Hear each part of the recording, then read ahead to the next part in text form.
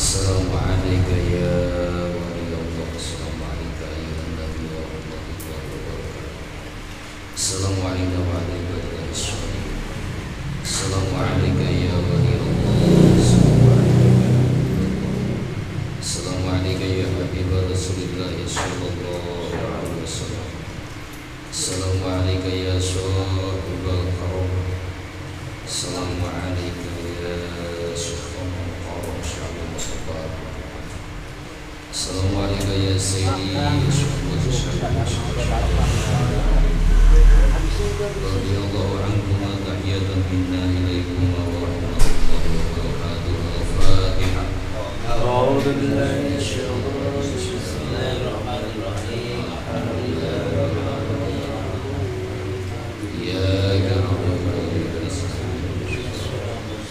Bismillahirrahmanirrahim.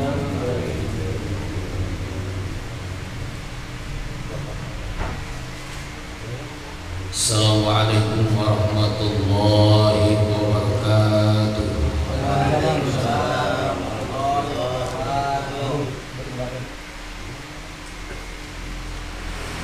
Alhamdulillahillazi amarna bi kasrati zikri wa awjabana bi adai awamirihi wa jadina bi nawahi li yudai kalimati. Asyhadu an la ilaha illallah syahadatan tunji qailaha min azami wa asyhadu anna Muhammadan abduhu wa rasuluhu arsalahu rahmatan li jami'i khalqi.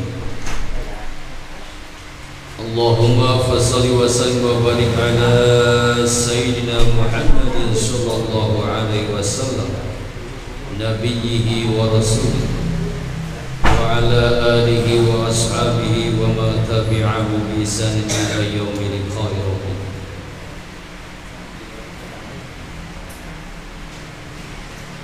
Qala Allah ta'ala fi kitabihil karim wa huwa asdaqul qailin.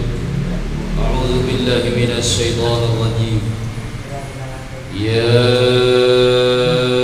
ayyuhallazina amanu khudhu fis-silmi kaffah wa la tattabi'u khutuwatis syaitan innahu lakum aduwwun mubin. Al-ayat surat nomor 2 Al-Baqarah 208.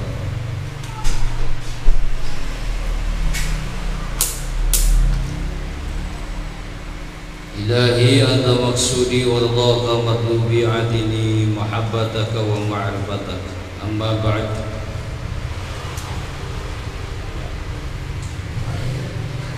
Alhamdulillah,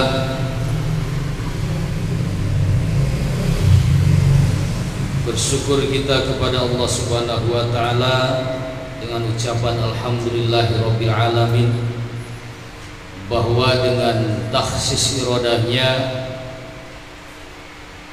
pada saat ini dibuktikan dengan tanjizi hadisnya kita bisa berkumpul bermuajahah dalam rangka thalabul ilmi yang dikaitkan dengan manaqibnya Tuan Syekh Abdul Qadir Al-Jailani qaddasallahu sirrahu nurani.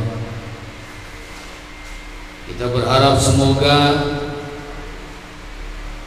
perjalanan kita dari mulai awal langkah kaki diniatkan untuk mengisi diri dalam rangka berbakti kepada Zat yang Maha Suci, agar kita mengenali diri sehingga diakui sebagai umat Nabi dan mendapatkan predikat hamba ilahi, sehingga pada gilirannya mendapatkan piala di alam surgawi. Amin ya Allah ya rabbal alamin. Seraya memanjatkan salawat dan salam kepada baginda alam Rasulullah Muhammad sallallahu alaihi wasallam beserta keluarga dan sahabatnya, dengan ucapan Allahumma shalli ala sayyidina Muhammad wa ala alihi wa sahbihi wasallim,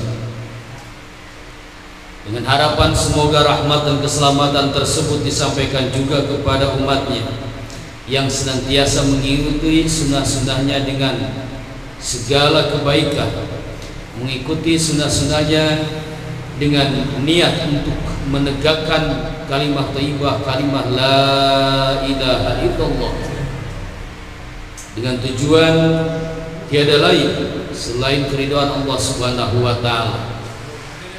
Sehingga semoga juga selawat dan salam tersebut disampaikan kepada para walinya Allah yang dimuliakan dengan berbagai ragam karamah, sehingga kepada kita semua yang senantiasa belajar melaksanakan sunnah-sunnahnya hingga umat akhir zaman. Amin ya Allah ya Rabbal alamin. Salam hormat yang pertama kepada Sahibul Hajat Pak Haji Danu beserta Ibu Indah Madinah, Dinah Madinah, yang baru saja diakadan dengan nama yang baru dari yang lama Pak Endang.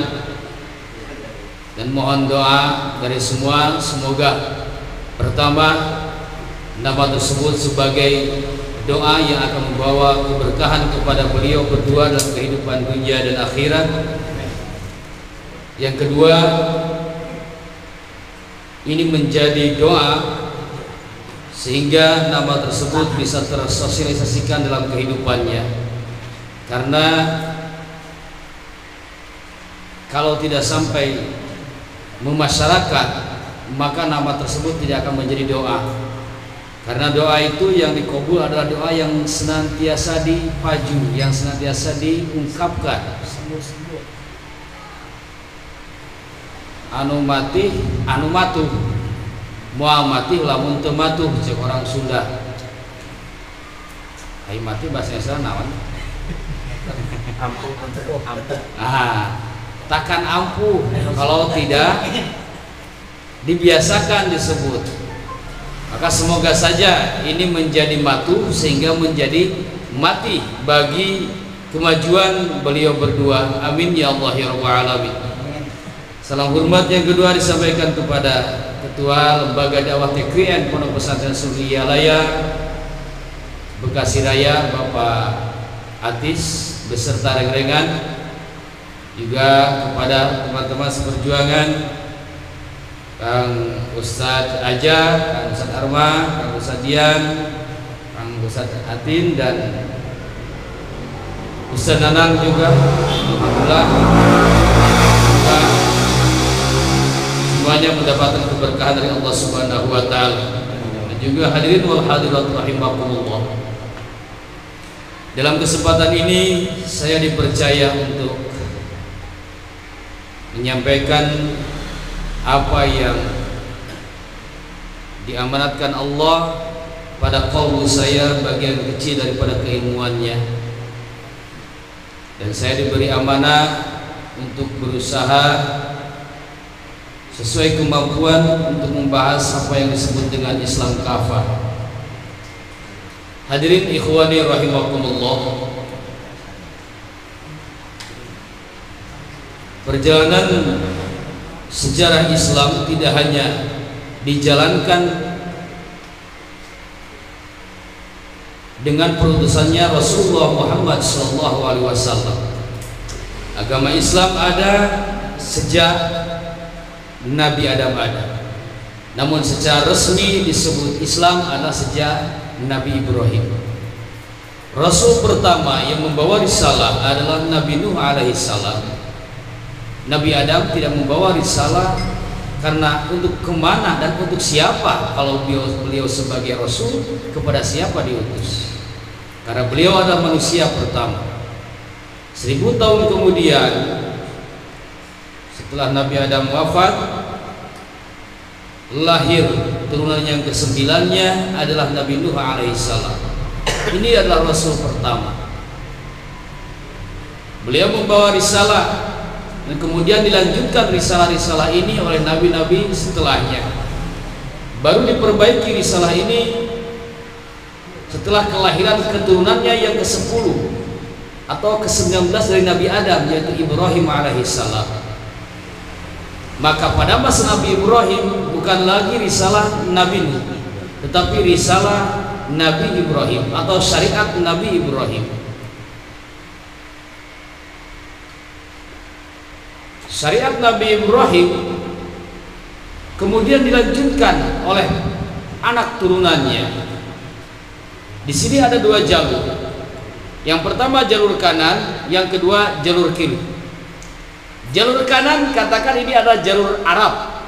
Jalur kiri adalah jalur Palestina. Yang jalur Arab adalah putra Nabi Ibrahim yang dari Siti Hajar, yaitu Nabi Ismail alaihi salam. Nabi Ibrahim berasal dari Irak kalau hari ini, dulu namanya Mesopotamia. Siti Hajar berasal dari Mesir. Maka Nabi Ismail ini berarti orang blasteran. Blasteran mana? Mesopotamia dengan Afrika, Mesir. Mesopotamia yang hari ini disebut Iran, antara Iran dan Irak, itu dari dulu Pak terkenal orang-orangnya orang-orang cerdas, brilian. Dulu Raja Iskandar Zulkarnain atau Zulkarnain pernah menikahkan dalam satu hari 100 jenderal dan 1000 pasukan dengan putri-putri Mesopotamia atau Persia. Kenapa begitu? Karena Raja Iskandar Zulkarnain merasa tahu betul bahwa di situ ada darah orang-orang cerdas. Dan itu ternyata berjalan sampai hari ini, Pak. Kita tahu tokoh-tokoh dalam Islam, siapa? Imam Al-Ghazali, di daerah sana beliau lahir.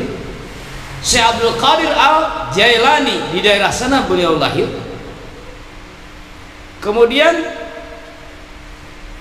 pada hari ini juga orang-orang yang mengerti sejarah tersebut, berusaha, kalau dia laki-laki, berusaha menggaet neangan, mencek orang Sunda mah ngincreng kembang sekar kedaton dari Persia. Kenapa? Itu yang mereka cari. Salah satunya adalah almarhum Profesor Harun Nasution. Mereka mendapatkan kembang sekar kedaton Persia karena Persia memang mendapatkan darah seperti itu.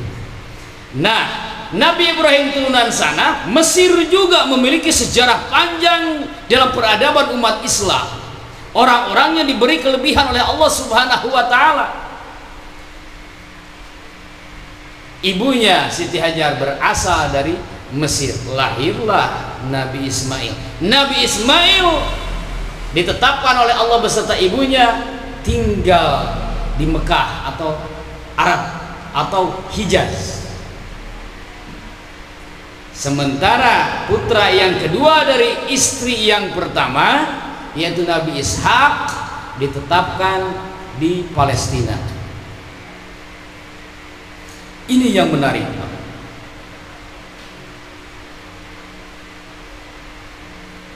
Keturunan Nabi Ibrahim dari jalur Nabi Ismail tidak ada satupun yang menjadi rasul sepanjang 2500 tahun, kecuali nanti lahir setelah 2571 tahun.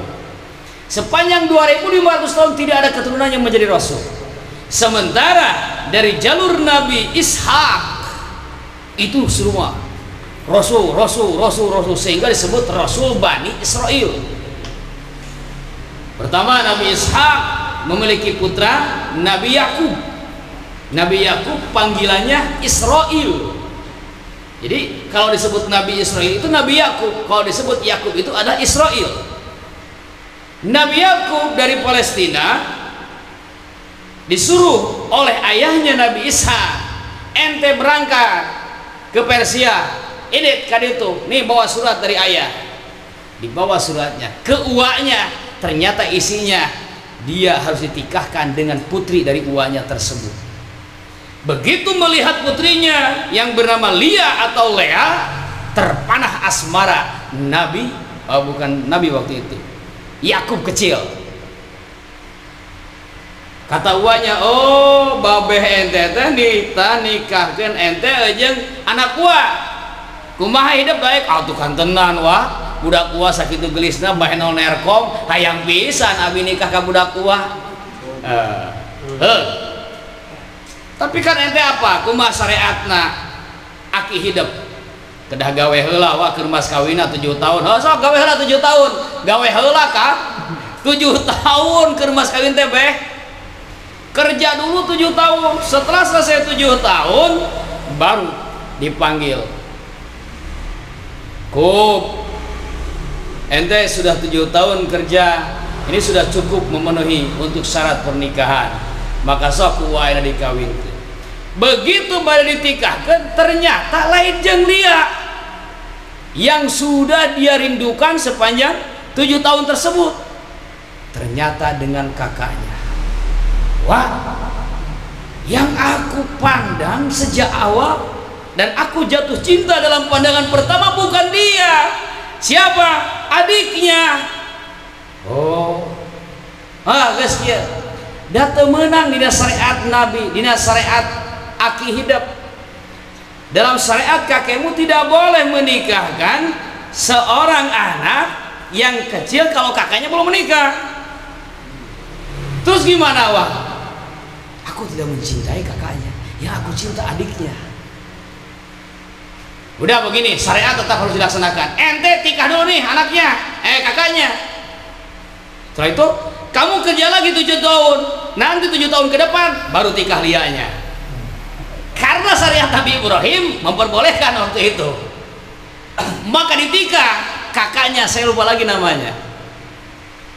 Nih tikah, sudah ditikah kobiotu wajah, sudah tikah. Nih aku kasih pembantu 1 orang, biar kamu hidup tentram. Dikasih pembantunya 1 orang. Setelah menikah dengan kakaknya itu punya anak, jumlah jamnya kalau gak salah 6 dari yang pertama. Si kakaknya, si istri yang pertama bilang, Kang, kata ayah, kata kakek, kita ini memiliki darah